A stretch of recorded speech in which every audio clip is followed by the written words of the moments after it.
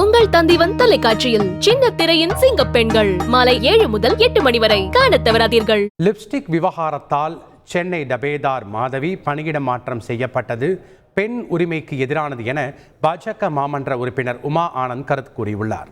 பளிச்சுன்னு போட்டிருக்காங்க அப்படின்றாங்க. நீங்களே சொல்லுங்க, இது பெண்களுடைய உரிமைக்கு சப்போர்ட் பண்றதா அகெயின்ஸ்டா இருக்கிறதா? அந்த அம்மா எந்த கலர் வேணா போட்டுக்கலாம், அதுவும் அந்த அம்மாவோட உரிமை. என் தட்டு என் சாப்பாடு என் உரிமைன்னு அவங்க, என் உதடு என் லிப்ஸ்டிக் என் உரிமைன்னு சொல்லணும் இல்லையா? அவங்க இந்த மாதிரி பிராண்டிலேருந்து லைட் கலர்ஸா வேணா அது ஜீவோவா அந்த அம்மா கேட்டிருக்காங்க இல்லையா, ஜீவோல போடுங்கன்னு. அவங்க வேணா ஜீவோல இல்ல, நான் வேணா மாமன்ற கூட்டத்தில் கேட்கறேன் அடுத்த வாட்டி. அந்த அம்மா வேலை செய்யறவங்க 50 வயசு ஆயிடுச்சு, அதனால லிப்ஸ்டிக் போட்டக்கூடாது அப்படின்ற எண்ணமானும் தெரியல.